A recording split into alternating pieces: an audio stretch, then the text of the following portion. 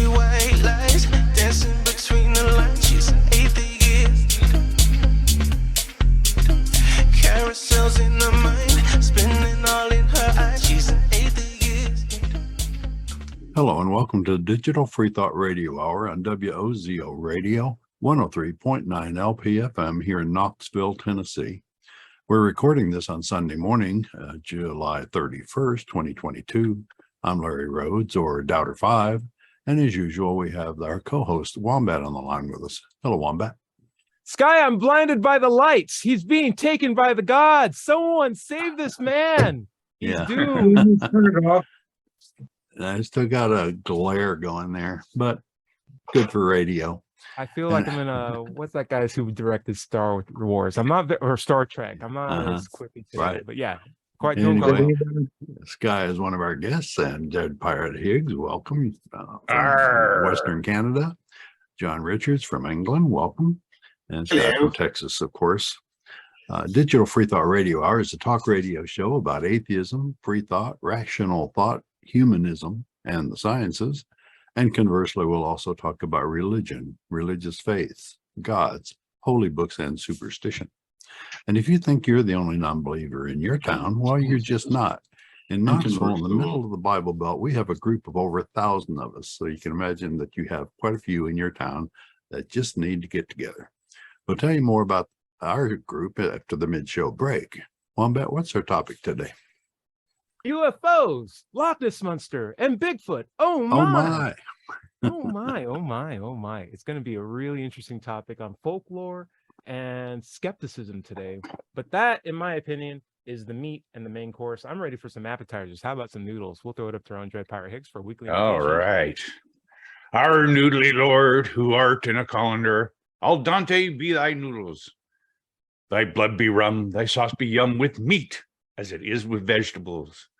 Give us this day our garlic bread, and forgive us our cussing, as we forgive those who cuss against us. And lead us not into ketoism, but deliver us some carbs. Thine are the meatballs, and the sauces, and the grog, whenever and ever.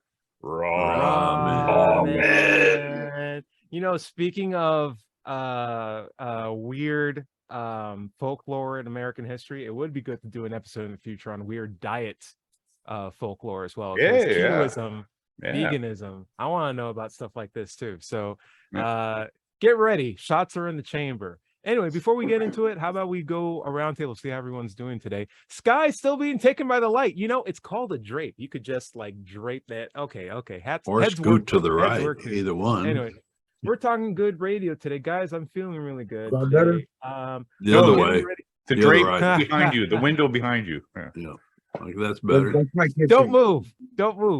Anyway, guys, I'm feeling good today. I've been at my target weight for like the last month.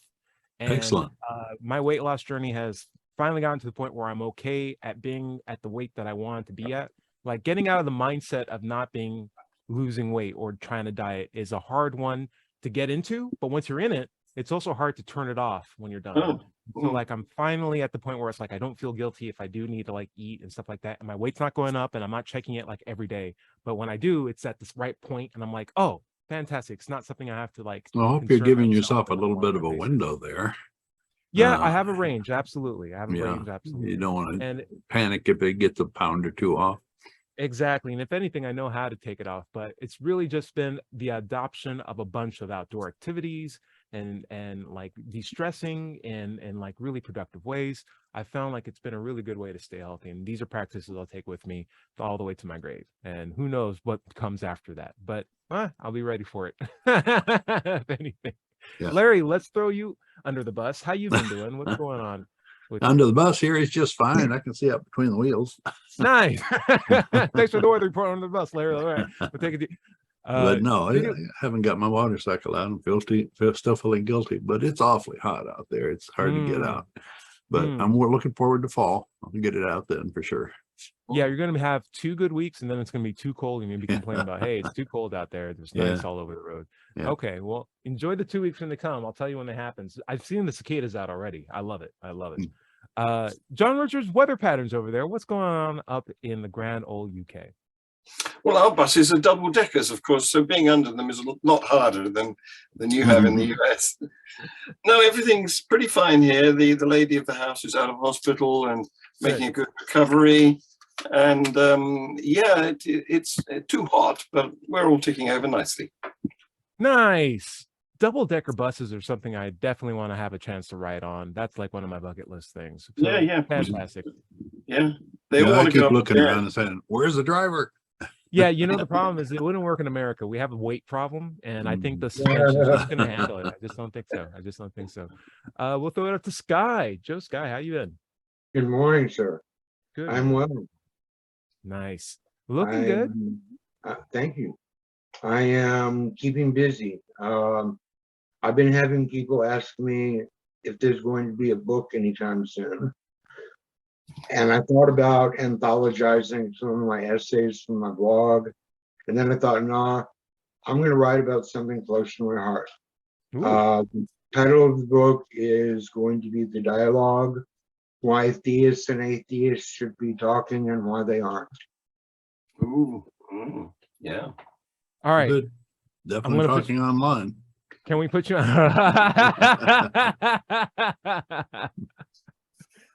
I think that is both the case and maybe even the answer, but good point. I'm looking forward to the book. Maybe when you get closer to a title and production, you can give us excerpts, or we can even make it a show topic in the future. Sure. Looking forward to it, Sky. I Dread, Yeah. Pirate, Higgs, and the quest for chaos. Tell me what else have you been up to? Have you been changing the bags of cereal inside of boxes at grocery stores? I've heard possibilities do that. It's like, Hey, I wanted tricks. I got to work on that. That sounds like a new tactic. Yeah. I've actually been busy doing weddings, and I also do process serving. So it's been keeping busy. I am likely to be heading down to the coast here anytime soon to some more work in the security end of things and private investigation, and so I'm looking forward to that. But I've actually got a wedding later this morning, so I won't be for the GAN review, unfortunately. Oh, but, I'm going to Jewel Lake. I have a wedding at 11 o'clock Pacific time. So, nice. But everything is good, and staying healthy and wealthy and wise and all that. Dread, while we're on the topic of like random foods that are in grocery stores, jumping right back to this, does Canada have a franchise that serves food, or is a food product that is closely associated with Christianity or like a conservative right, like Chick-fil-A in the US or something like that? No, not that I'm aware of. Okay, I always wonder how things like that fare. We actually, we do have a franchise here in BC. It's called White Spot, and this was started by a fella named Matt Bailey way back in the day. And of course, it was White Spot. It was where white people go. So unfortunately, they've not been self-aware enough to maybe reconsider the name. Okay, in the US, that's just called Cracker associated to their branding. What's that? In the US, that's just called Cracker Barrel. No one gets the Cracker Barrel joke. But if there were more black people on the show, they'd be like, "Oh, he got you." Yeah. All right, guys. I like watching a show called Baggage. I would highly recommend it. It's an old show, had Jerry Springer as the host. The whole concept of the show is there is a person who's about to go on a date with one of three people, but they all have baggage. And what they do on national television is air out the baggage first. And they literally have suitcases that increase in size. And the first part of the show is they open the small suitcase. And it's like, I'm a cat person, or like, I don't have a car. And you're like, okay. The lady gets to decide from the three bags, what's the worst baggage, and knocks that guy off the show. Then the next bag opens up. And sometimes it's like, I'm an atheist. And it's like, why is that baggage? And then the guy gets to defend himself a little bit. I'm just like, that's not baggage. He's still a good guy. And the other one's like, I brush my teeth 20 times a day. I'm like, that's a problem. That's a problem. And she'll kick off the atheist. I'm just like, why'd you kick off the atheist? Jerry Springer would say. And she's just like, I just need a man who's like of faith. And then finally, they do the final review. What's the biggest baggage? And it's like, my girlfriends must cook me food 14 times a day. I was like, yeah, that's, of course, he's a 20-tooth brusher kind of guy, of course you're going to get some sort of thing like that. That's what you asked for. You could have had a perfectly normal atheist, and instead you got the toothbrush guy who you're going to have to cook for all day long. And that, but before the guy accepts the girl has a baggage case of her own. And in the last episode of Baggage, it was very interesting because she opened it up and said, I had been abducted by aliens. And the whole time you're like, I thought this was like a lady who, you know, kind of had her feet on the ground, who knew what she wanted, was ready to commit. Turns out she was convinced that she's been abducted by aliens twice. And it got me thinking, because I am the kind of person who's not willing to, or who isn't afraid to say that I am convinced that there is most likely life somewhere else out in the universe. I think if we know the mechanics of what biology here, and how large the universe it is, it's not a far-fetched conclusion that there's life out there somewhere. Right. Also, I would even go as far as to say that there's probably modes of travel for advanced life forms and intelligence out in the world, or out in the universe out there somewhere. What I just find to be spectacular in terms of skepticism is that intelligent life has visited here and abducted that lady on Baggage to the point where she would kick off the atheist and keep the toothbrush guy. Like, why is she so interesting that they get her twice? So I want to talk about UFOs. I want to talk about Loch Ness Monster, Bigfoot, and other conclusions, and see, are they really as far-fetched as they seem, or as we tend to brush off as skeptics?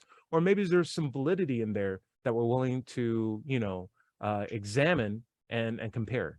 And so I'm going to throw this out to John Richards. Seems like you're biting at the chomp. I'm going to throw something out at you. What's your opinion on UFOs?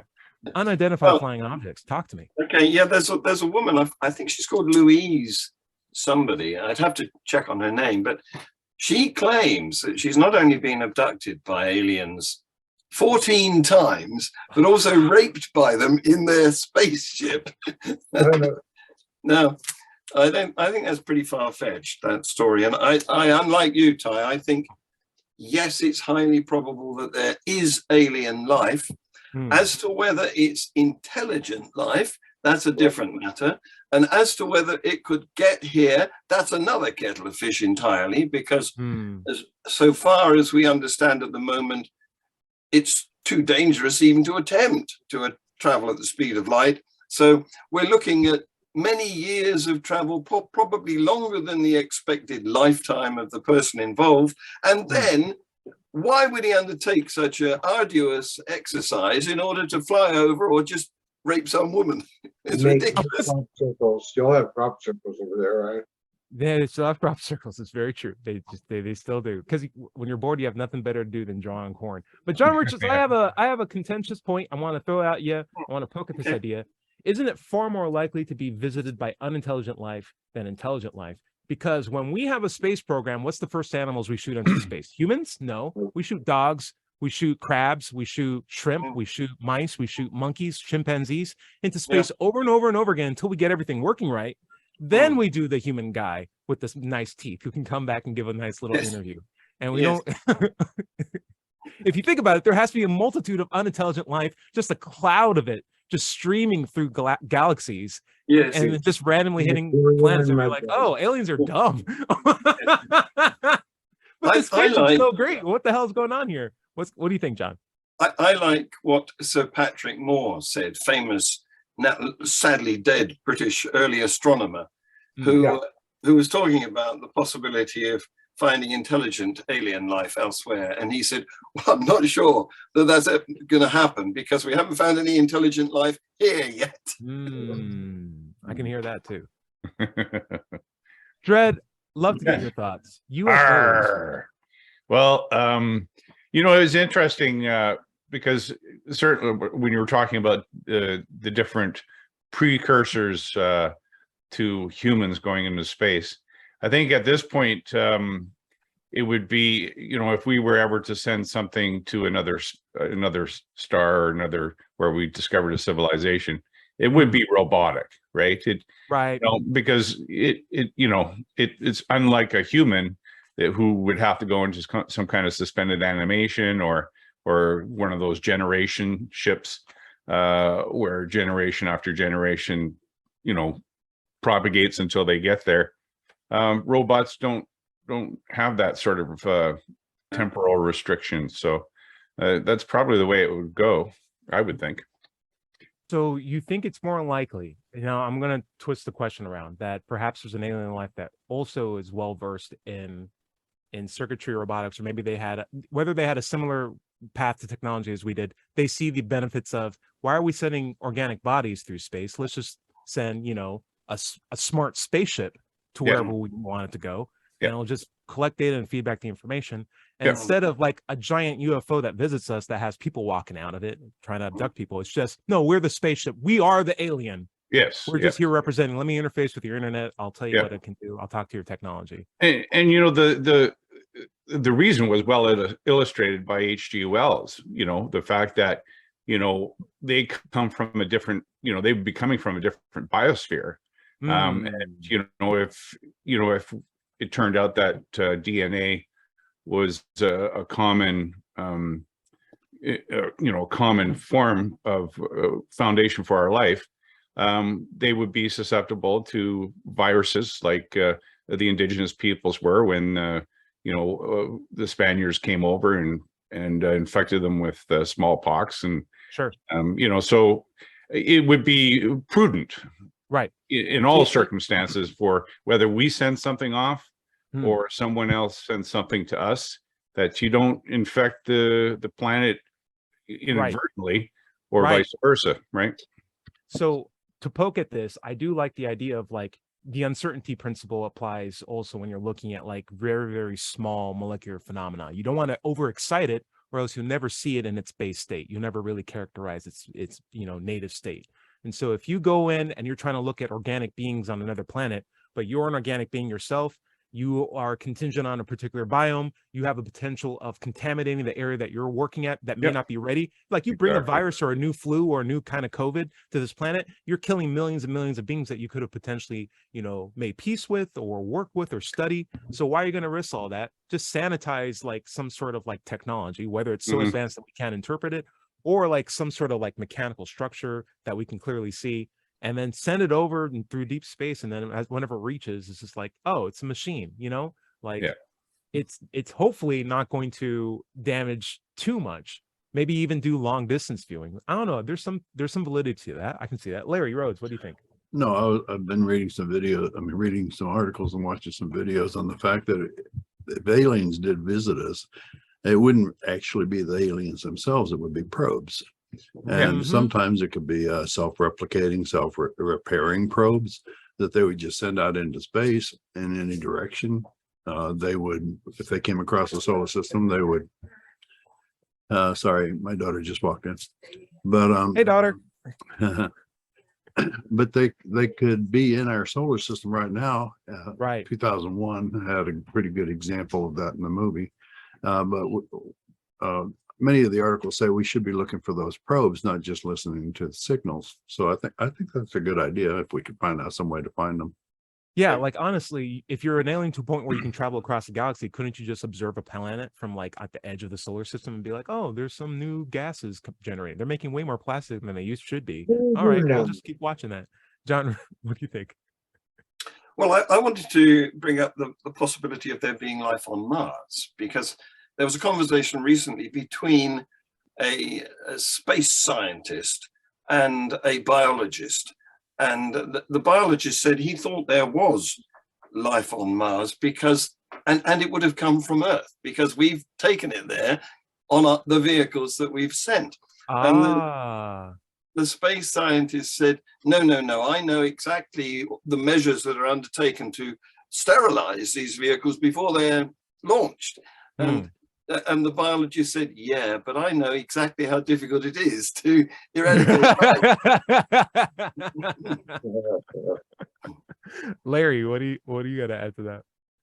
Oh, you're on mute, my friend. I was just going to say that there is a planet in our solar system that we know is totally populated by robots. That's true. That's Mars. Yeah, and to a small extent Venus, if any of those probes are still they're not working anymore. Nah, they're probably not. They're fried. They're all fried. Poor Venus. This is like, I'm a planet too, guys. Why do you keep going that way? It's like, I'm closer to you, aren't I? But you got an acid atmosphere. Yeah. How do we Mars study is you? like frozen. You can't live up there either. Come on, guys. No, I mean, our probes I'm the planet of love. You guys love at me. least exist there. So the whole thing is like, if there is this technique that seems to be more favorable, like probing and like long distance viewing and observation, why would it seems more unlikely to me? That's the part that starts to draw the line of like skepticism. It's like, it doesn't seem worthwhile for an alien race to go across the galaxy and talk to or abduct one person when they can get far better data with undisturbing a population from a distance and just recording like the natural life from really far away.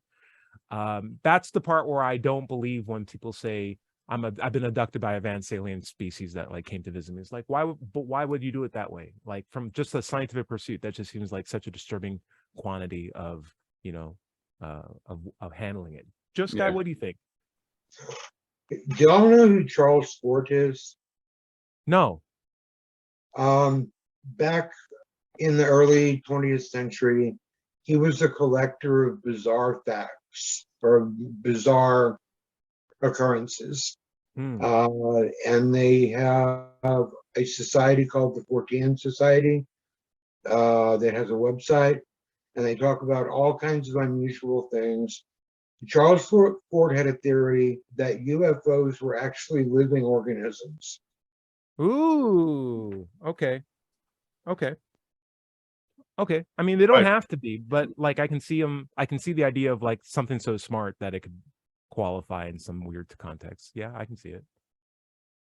So the thing how I put this is science comes up with terminology to describe things as a model. It's not a declarative statement. It's sort of like a classification post dealing with a bunch of data. And so if we get something that blurs that line so badly, then we'll have to come up with a better classification. And that happens all the time. And so Carl Sagan wanted there to be aliens really bad. And if we get like a piece of technology that's just like, I can't tell the difference between this and organic being, we're going to have to come up with a different way to distinguish the two. Though UFOs are an interesting concept because I do believe in UFOs. I do think unidentified flying objects are fairly mundane. It's just a question of whether or not they have alien origins that are the ones that, you know, rise an alarm with me. Larry, you're nodding your head. What do you think? Still on mute, my friend. Sorry. There we go. No, I was just going to say that unidentified flying objects are common.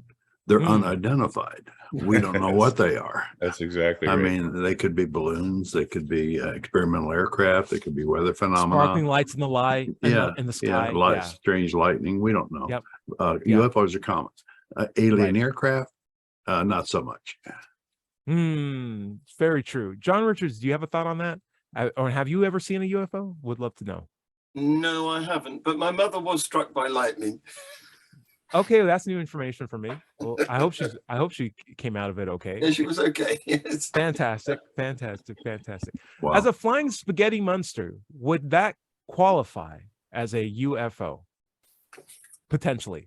Would what qualify? This A flying spaghetti monster, does it have potential as being identified as a UFO by Well, those it could who be are not within the misidentified doodle? as something other than the flying spaghetti monster. So Yeah, certainly it could be. like It that's just a could ball of be rubber a bands. UFO for those who are, you know, not quite past a curious yet. You know, past a curious person might misidentify the flying spaghetti monster as a UFO only because they haven't figured it out yet. Okay. I also say this too on the subject of aliens. They tend to, in America, be wrapped around two particular descriptions that surround around two popular movies that have come out. You have the gray men and you have the green men. And when you ask people what does an alien look like from the 1960s, they have very, very differing points of view, like purple skin, sparkling skin, horns, 14 legs, 2 legs. Then this movie comes out in the 1970s. And then next thing you know, you ask what an alien looks like. And they're like, big head, black eyes, short.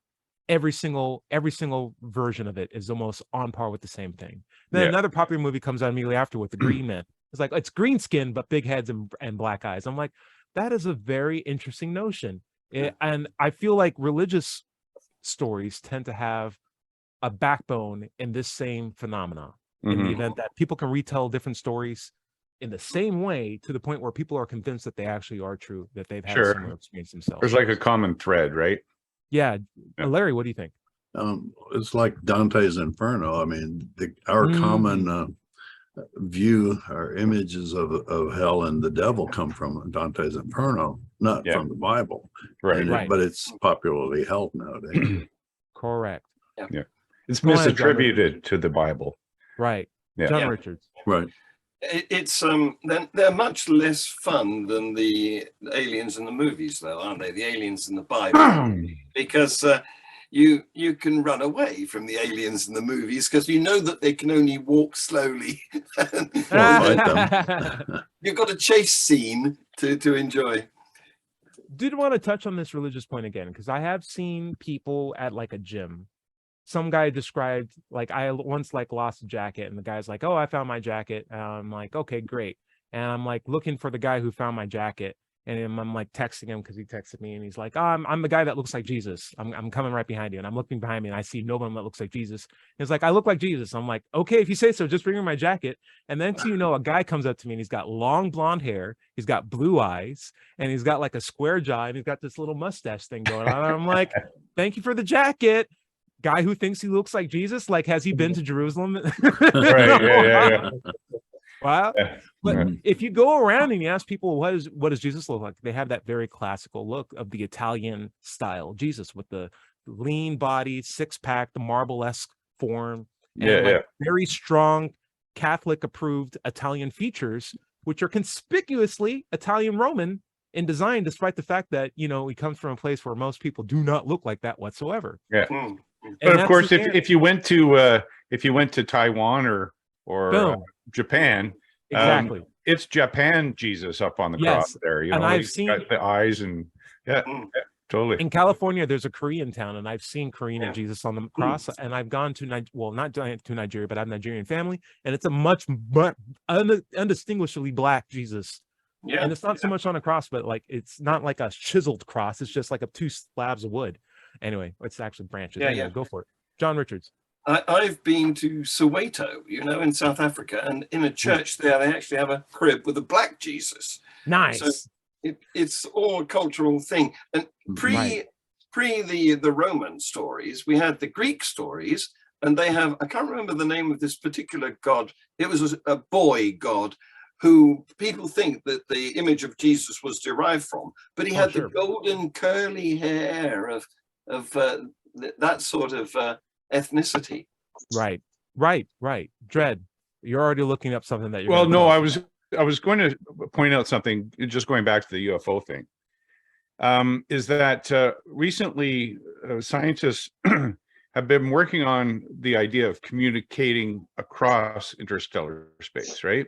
I already told you I saw Contact and I like it. Why do you keep trying to like rub this in? Why do you keep trying to rub it in? It's okay. It's a good movie. No. This is different. This is different. I was wrong. This is different. They're actually trying to determine whether or not the fidelity of quantum communication across interstellar space can, you know, in effect, do something like subspace. Remember in Star Trek? They could communicate much more instantly through subspace. And so this is a technology that is possible.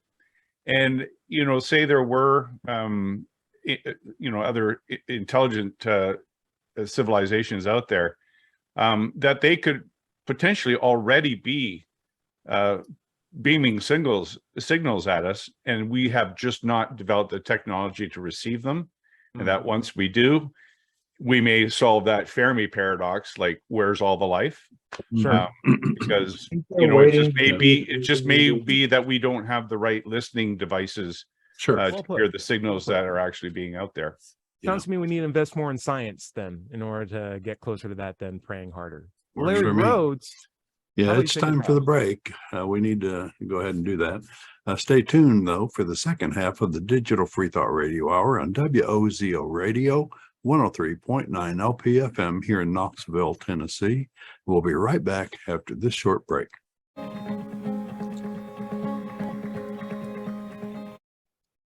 Welcome back to the second half of the Digital Freethought Radio Hour. I'm Doubter 5, and we're on WOZO Radio, 103.9 LPFM right here in Knoxville, Tennessee. Let's talk about the Atheist Society of Knoxville for just a moment. ASK was founded in 2002. We're in our 20th year and have over 1,000 members. We have weekly in-person meetings in Knoxville's Old City at Barley's Tap Room and Pizzeria, Look for us inside at the high top tables, or if it's pretty weather, outside on the deck. We also have a Tuesday evening Zoom Ask meeting. If you'd like to join us, email us at askanatheist@knoxvilleatheist.org or let'schatse@gmail.com and we'll send you the link. You can find us online at Facebook, meetup.com, or go to our website at knoxvilleatheist.org. By the way, that if you don't live in Knoxville, you can still go to Meetup and search for an atheist group in your town. Don't find one? Start one. That's right. Wombat, where do you want to pick up? We're going to be talking about the Loch Ness Monster today. And I guess I see the excitement, though I can't imagine anyone better to speak to it than our own John Richards. John Richards, what is Loch Ness Monster? How many times have you written on him, and how many songs are about him in the Grand Old UK? I guess he does belong to you since it's United Kingdom, right? Like, well, do you mind? It's a she. My bad. My bad. Thank you for the correction. Go for it. We're talking about Nessie here. And she is a great tourist attraction to the Highlands of Scotland. I actually spent a few days in the summer of one mid-60s. I'm an old guy, so it was in the mid-60s, actually hunting, not for Nessie, but for Morag, who's the monster in the neighboring loch known as Loch Morra. And unfortunately, we didn't find her, but we had all the gear. We had side scans, sonar, we had boats with under the water cameras, and we had... I must ask a question. So for the Americans who are terrible about geography, are you saying there's an actual place called Loch, and that Ness is just the name of the monster in the loch? Is that how the convention works? Loch is the Scottish for lake. And oh my gosh. These are particularly unusual lakes because they're very deep. They have a V-shaped valley between high mountains. Okay. And there's a number of different lochs, and Loch Ness is one, Loch Morra is another, and there's a whole host of them.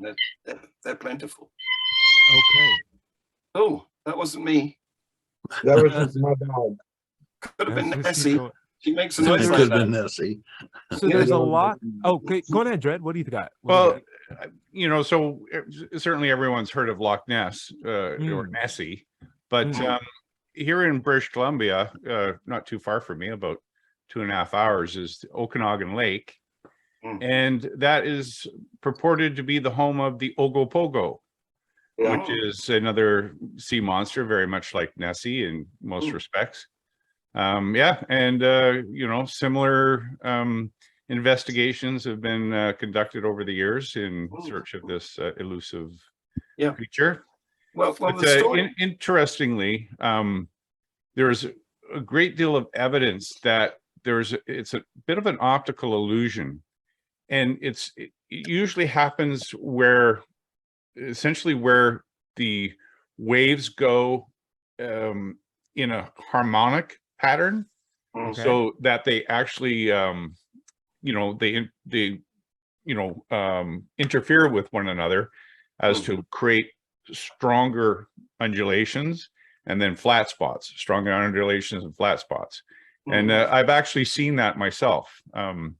It is like if you just caught a glance of it, or even if you kind of looked at it and didn't know what was going on, you would think it was an undulating creature. Yeah. Well, the situation in Loch Ness is that lots of pictures and movies have been taken of mysterious effects, like Dred was saying, a wake traveling mysteriously across the top of the water. Sticks have been misidentified as culprits. And hoaxes. And indeed, yes. But the most convincing still photograph, a black and white still photograph, showing this head rearing out of the water and moving along. The perpetrator of that admitted recently, well, not that recently, but it admitted in the near past that it was his toy submarine with a fake head stuck on it that he was radio controlling in order to create the effect. Yeah. And it was interesting too, because without context, like without context and size, Yes. you couldn't tell how big or small that thing was in relationship to the other things around it. And the Yes. quality of photography back in the day, right? Yeah, and we need to make a Especially point amateur that photography. Loch Ness is not the name of the monster. It's the name of the lake that the monster shows in, anymore than Nessie. Frankenstein Nessie is the is not monster. is the name of the monster. It's It's the name of the doctor who created the doctor. Frankenstein. Yeah. Frankenstein. Frankenstein. There you go. Guys, I also want to throw out another thing too. It tends to be the case that these animals that are purported to exist tend to be analogous to animals that are not as incredible but are fairly mundane around the area. And I throw this out in the sense of there are snakes, right? If you go back as far as like even Norse mythology, there's the giant serpent, the world-eating serpent, right?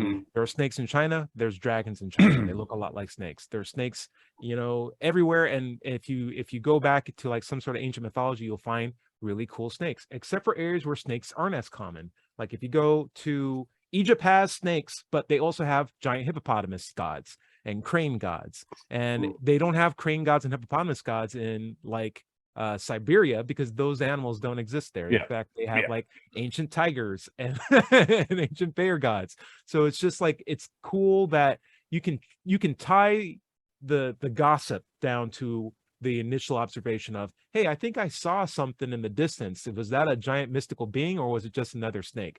Well, I'm going to make a story up, and everyone else will have a reference point, and then maybe that becomes the new, cultural hypnosis sort of thing that exists through the power of suggestion only. I feel like that's a very common thing that happens all around the world, and we are susceptible to it. But I never knew Nessie had a sister and more. No. She's only the one. Just the only one. Okay. Works for me. There could be only one. You're talking about snakes being the origin, maybe being the origin of dragons myths. It may also be fossils. Like, you're a medieval farmer and you dig up a Tyrannosaurus a skull or a raptor skull. You can make up stories about, early dragons that could fly and breathe fire. Yeah, that's a really fantastic point. So like I don't know what the name of the dinosaur that looks the most like what we think the Loch Ness monster looks like a giant reptilian long necked sort of monster. What is it? Alice?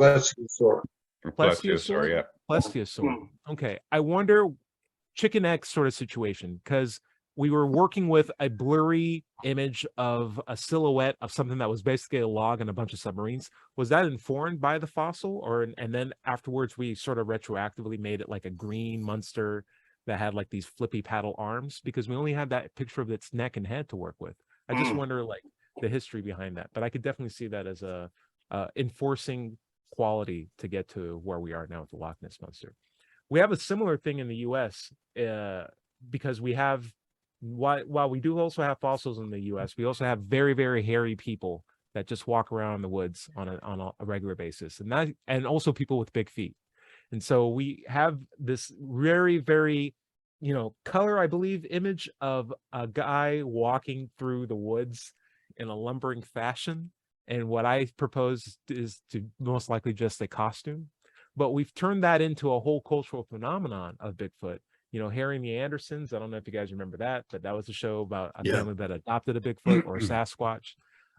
That's been folklore as far as I'm aware, Western, manifest destiny was occurring. So like, as pioneers are going further out into the woods, they've been making claims of seeing like giant, apes or monsters in the past, blue bison, stuff like that. So like it's part and parcel with the American folklore. And so I wonder, I will go on a round table. Have you guys ever heard of Bigfoot, and what's your ideas behind that? And we'll get into the validity of it. So Dread Pirate, Bigfoot. Have you ever heard of it? Canadian Bigfoot, more politely. Well, that's the Sasquatch, and so that comes from a Native American or indigenous people's name for that sort of mythic creature. But yeah, you know, and they made every attempt to identify one of those too. But you know, of course, what you don't see are any bones.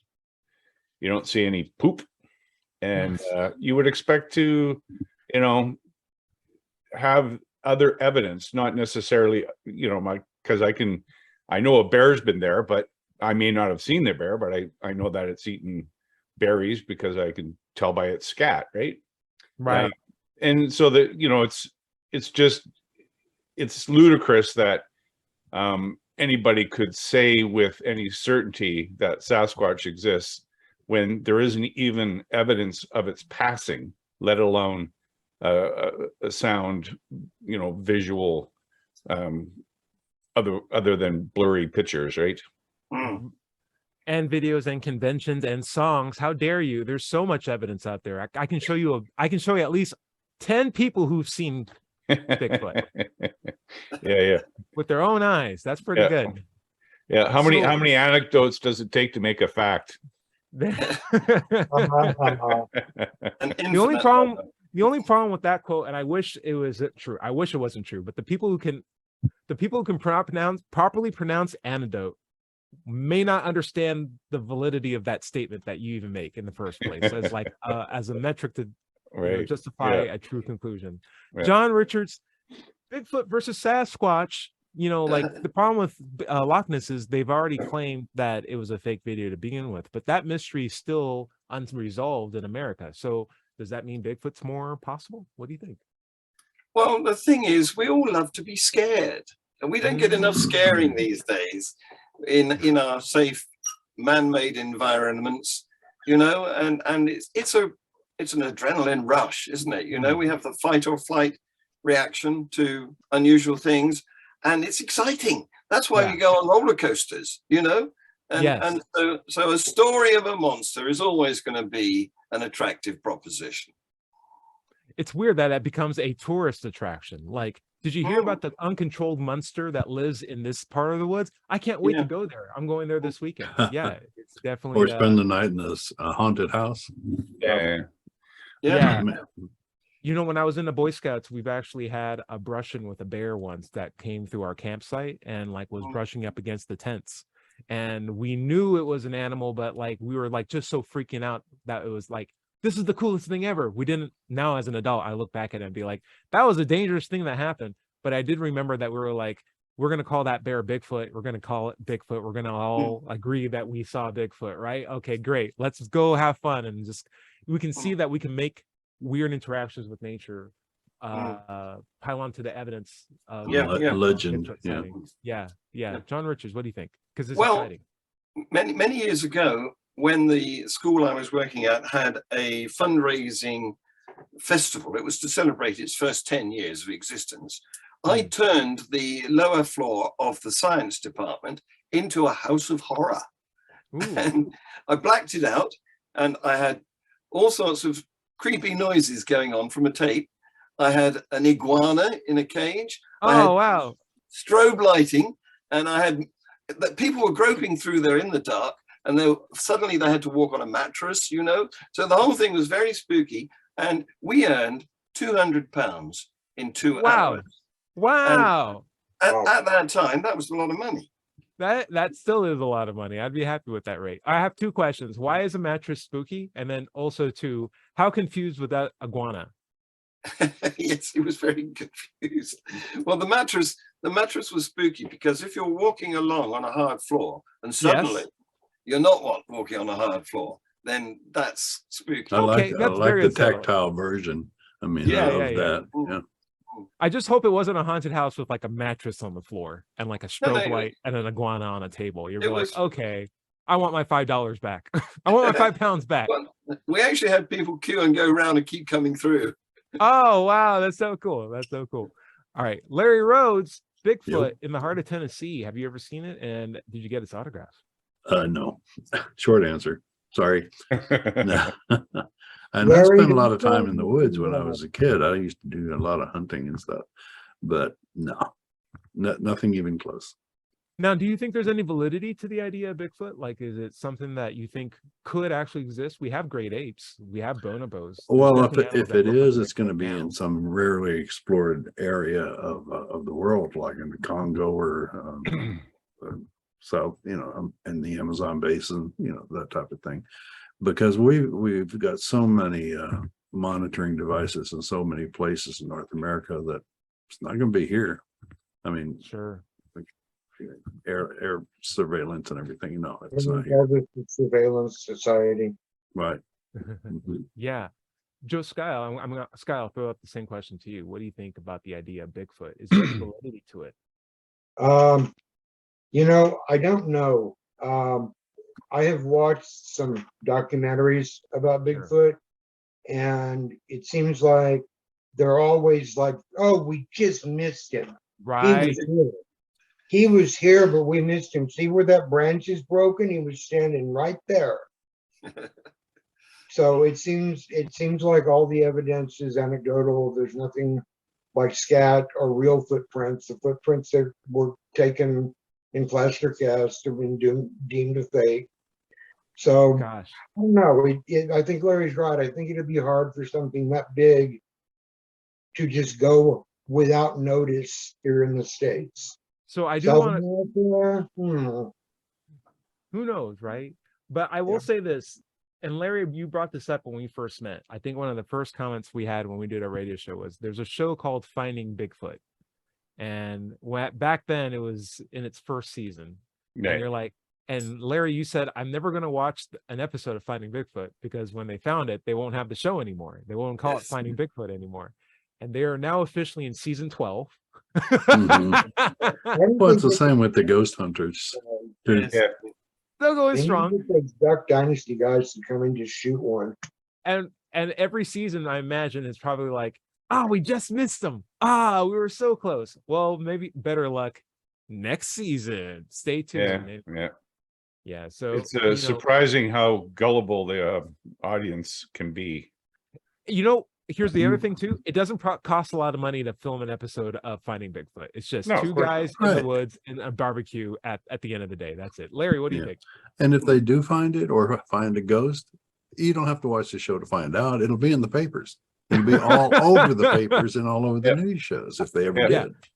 It'll be We Found Bigfoot, the show, and it'll be like one episode. It'll be like an hour-long documentary, and it'll be followed up with the Nobel Prize, and then like everyone would just go home afterwards.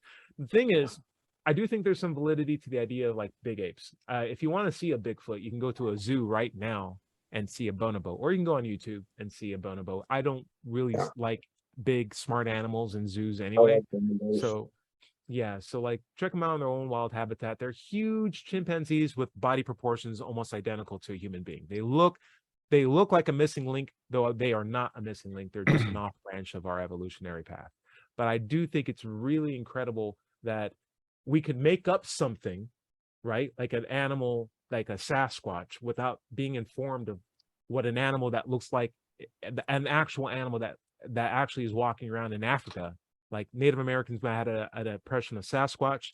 They impressioned it on people, and then pioneers of America took it on, and we made this whole cultural phenomenon of Bigfoot. And meanwhile, there's an actual species of them roaming around in Africa, and no one cares about that. They just want that one that's in America roaming around somewhere. I'm just like, if you like that, look on YouTube. Those things exist. They're just not here. That's the only thing. That's the only thing you have to admit, and you can still have the thing that you want. Would a Loch Ness monster that existed in Lake Michigan be as popular as the one in Scotland? Maybe not. But I feel like it's supposed to be one in Lake Michigan. it's just pride at that point. Yeah, if you want a monster that's a tourist attraction, you need to plant it somewhere near a large population that might want to travel to you. Right. And if, we had an alien that came from Uranus and there was like, we are super proud of Uranus and we really want to talk about Uranus all the time. And we're all about Uranus. We want to get all the way up in there. It's just like, yeah, you guys aren't the aliens we wanted. Sorry. We were hoping for something a little better than that. It's like, oh, okay. We're going back to Uranus. It's like, I hope that means what I think you mean. Bye.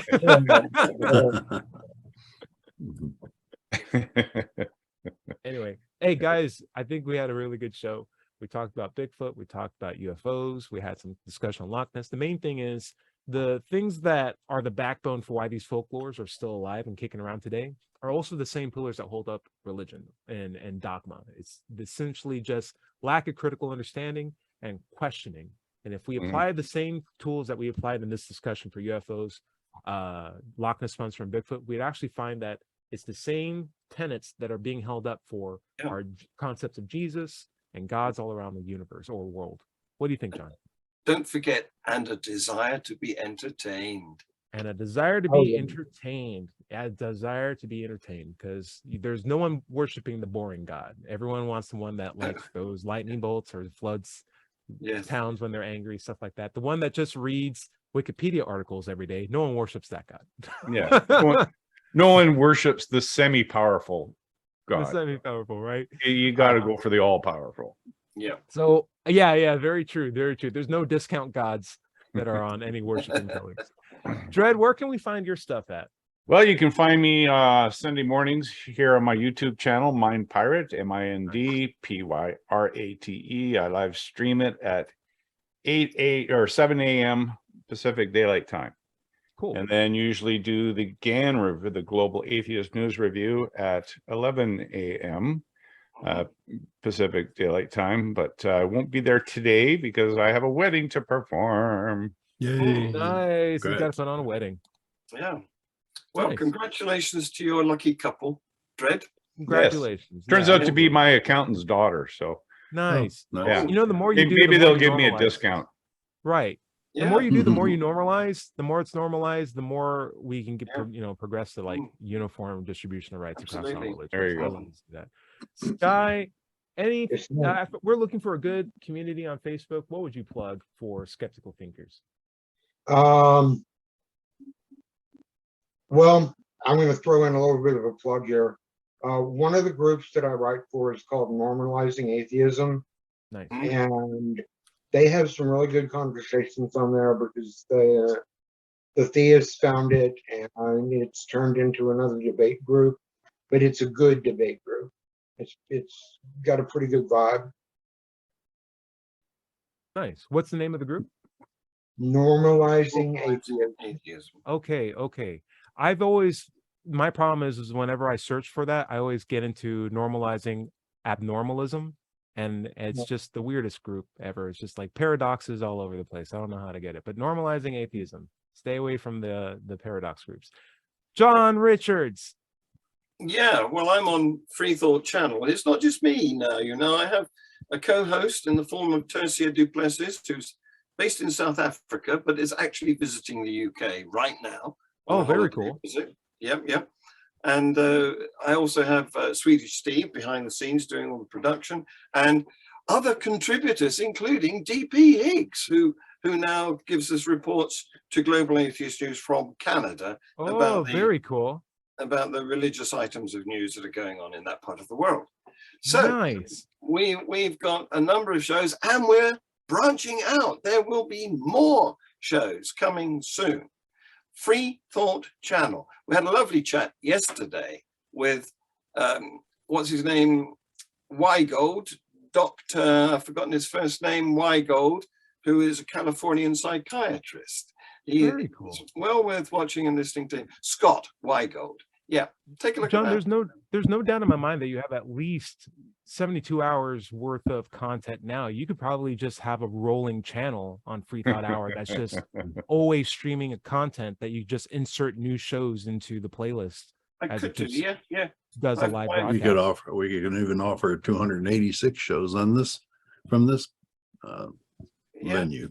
You can use those. Yeah, basically. Just like, hey, it's a live channel. You can just turn it on and it's just constantly broadcasting. And then new episodes at these hours on the hour. And then that just keeps rotating. Yeah. Play next. Yeah. Ooh, no, I mean like a live broadcast, like Twitch. We'll talk about this. We'll have a conversation. You can find me. I'm Let's Chat. I'm on YouTube, and if you need to reach out to me, feel free to do so in the YouTube comments. We'll be happy to discuss your questions in next week's episode. And before we head out, we'll throw it up to our own Larry Rhodes Doubter 5 to explain to us what atheism is and what it's all about, because he hasn't done it yet. And I don't know why he thinks souls exist, but he's really going to have to clarify this point with me. I have a lot of skepticism. Well, I wrote it down. it's kind of hard to go into with 3 minutes of the show left, but I have a book out. It's on Amazon. There it is, called Atheism, What's It All About? So check it out. Hope you enjoy it. You can also go to my website, my blog that has an awful lot of the articles from the book on that site. It's digitalfreethought.com. Be sure to click on the blog button. If you have any questions for the show, send them to us at askanatheist@knoxvilleatheist.org or let'schatsE@gmail.com, and we can answer them on future shows. You can find this show on podcasts everywhere. Just search for Digital Freethought Radio Hour. And if you're watching this on YouTube, be sure to like and subscribe.